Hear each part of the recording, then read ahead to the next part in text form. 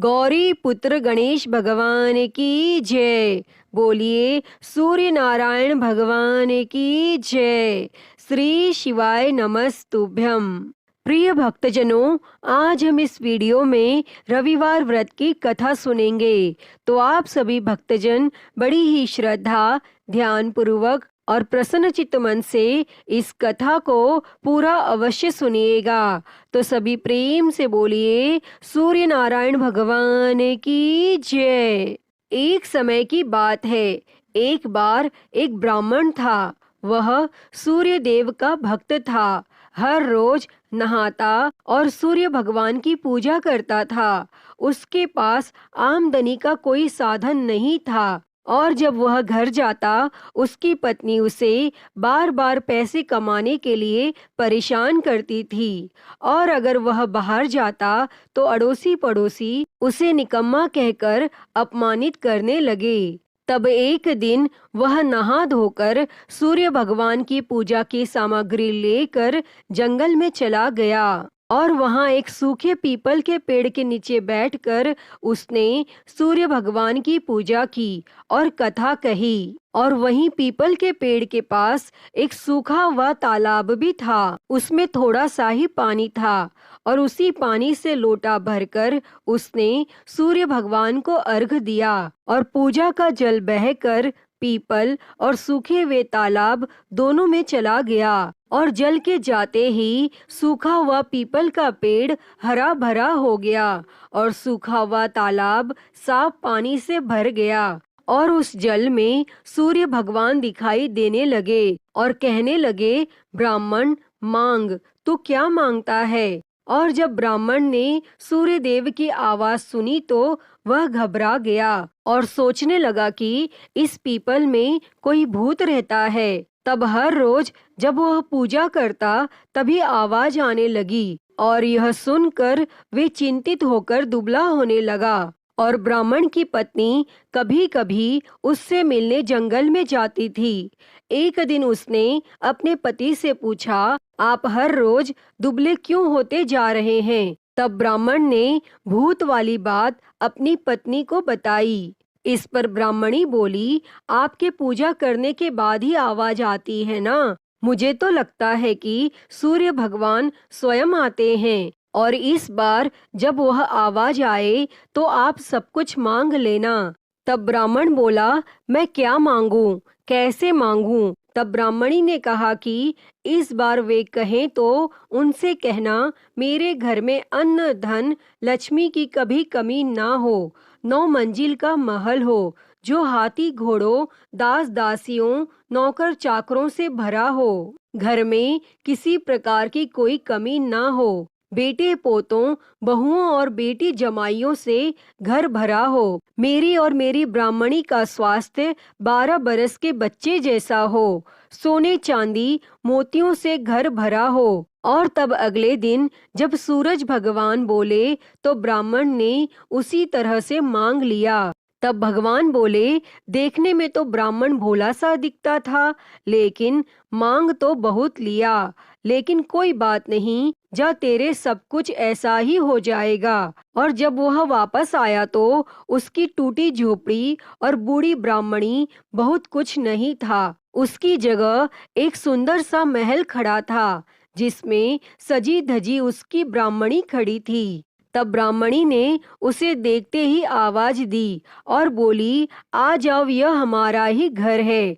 आपने सूरज भगवान से जो भी मांगा था वह सब कुछ उन्होंने हमें दे दिया है।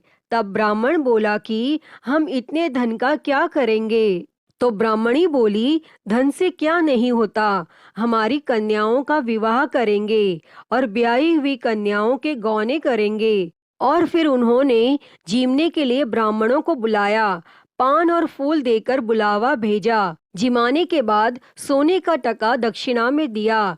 तब सब लोग ब्राह्मण की जय बोलने लगे। तो किसी ने जाकर राजा से उनकी चुगली कर दी कि आपकी जय कोई नहीं बोलता, सब लोग ब्राह्मण की जय बोलते हैं। तब राजा ने ब्राह्मण को बुलाया और पूछा, तेरे घर में इतना धन कहाँ से आया जो सारे गांव वाले तेरी जय बोलते हैं? तब उसने कहा, राजा जी, मेरी जय नहीं बोलते, सूरज भगवान की जय बोलते हैं। तब ब्राह्मण ने राजा को सारी बात बताई और तब राजा ने कहा, भाई, मेरे यहाँ धन तो बहुत है, लेकिन मेरे पुत्र नहीं हैं, तो मुझे क्या करना चाहिए? तब ब्राह्मण बोला, आप अपने सारे नगाड़े वालों से कह दो कि आज से आपकी जय ना बोले और सूर्य भगवान की जय बोले और आपका पुत्र हो जाएगा। तब राजा ने अपने नगाड़े उठा दिए और सूरज भगवान के बैठा दिए और सब लोग सूर्य भगवान की जय बोलने लगे और 9वें महीने में ही रानी को पुत्र हो गया। तब राजा ने कहा कि ब्राह्मण को बुलाओ, हम उसे बड़ा करेंगे। तब ब्राह्मण बोला, मुझे बड़ा मत करो, सूरज भगवान को बड़ा करो, वही सबकी मनोकामना पूरी करते हैं, उन्हीं का ध्यान करो, उन्हें ही मनाओ और मन इच्छा फल पाओ। अतः हे सूर्य भगवान जी, जैसा आपने ब्राह्मण और राजा को दिया, वैसा ही इस कथा को कहते, सुनते और हुंकारा भरते सबको देना, सभी की मनोकामनाओं को पूर्ण करना। तो सभी प्रेम से बोलिए, सूर्य भगवान की जय। प्रिय भक्तजनों, आइए अब सुनते हैं सभी मनोकामनाओं को पूरी करने वाली अगली कथा। प्राचीन काल की बात है। एक नगर में एक बुढ़िया रहती थी। वह हर रविवार को सूर्योदय से पहले उठकर स्नान आदि करके घर के आंगन को गाय के गोबर से लीप कर स्वच्छ करती थी और उसके बाद वह सूर्य देव को अर्घ्य देकर पूजा अर्चना करती थी और फिर भोजन तैयार कर सूर्य भगवान को भोग लगाकर स्वयं भोजन करती थी। और सूर्य देव उस बुढ़िया से बेहद प्रसन्न थे और उनकी कृपा से उसे किसी भी प्रकार की चिंता और कष्ट नहीं था और धीरे धीरे उसका घर धन धान्य से भरता गया। और उस बुढ़िया को खुश देखकर उसकी पड़ोसन उससे जलने लगी। बुढ़िया के पास गाय नहीं थी, इसीलिए रविवार को घर लीपने के लिए वह पड़ोसन के आंगन में बंधी गाय का गोबर लाती थी। पड़ोसन ने ईर्ष्या में आकर अपनी गाय को घर के भीतर बांध लिया, जिस कारण बुढ़िया को रविवार को गोबर नहीं मिला और बुढ़िया अपना आंगन नहीं लीप सकी। और आंगन ना लीपने के कारण उसने न तो भोजन बनाया और न ही सूर्य देव को भोग लगाया और स्वयं भी भोजन नहीं किया। और फिर सूर्यास्त के बाद वह भूखी प्यासी ही सो गई। इस प्रकार उसने निराहार व्रत किया। तब सूर्य देव यह सब कुछ देख रहे थे और बुढ़िया की भक्ति से प्रसन्न होकर उसी रात सूर्य भगवान ने उसे सपने में दर्शन दिए और इच्छा पूर्ण करने वाली गाय देने का वरदान दिया। अगले दिन जब वो सोकर उठी तो उसने देखा कि उसके आंगन में एक सुंदर गाय और एक बछड़ा बंधा था। बुढ़िया गाय को देखकर हैरान रह गई और उसने गाय को चारा खिलाया।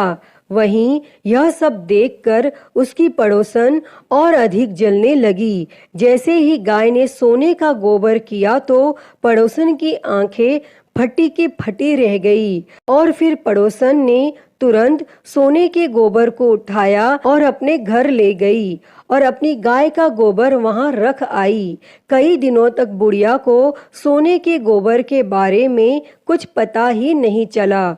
ऐसे में बुढ़िया पहले की ही तरह सूर्य भगवान का व्रत करती रही और कथा सुनती रही। तब पड़ोसन की चालाकी देखकर एक दिन सूर्य देव ने तेज आंधी चला दी, जिससे बुढ़िया ने अपनी गाय को अंदर बांध दिया।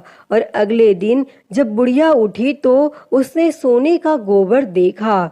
तब उसे बेहद आश्चर्य हुआ और उस दिन के बाद बुढ़िया गाय को घर के भीतर बांधने लगी और सोने के गोबर से बुढ़िया कुछ ही दिनों में बहुत धनी हो गई। और उस बुढ़िया के धनी होने से उसकी पड़ोसन बुरी तरह जल भुनकर राख हो गई। और फिर कुछ उपाय न देख पड़ोसन ने उस देश के राजा की सभा में जाकर कहा, महाराज, मेरे पड़ोस में एक वृद्धा के पास ऐसी गाय है जो आप जैसे राजाओं के ही योग्य है। वह नित्य सोने का गोबर देती है। आप उस सोने से प्रजा का पालन करिए। और वह वृद्धा इतने सोने का क्या करेगी?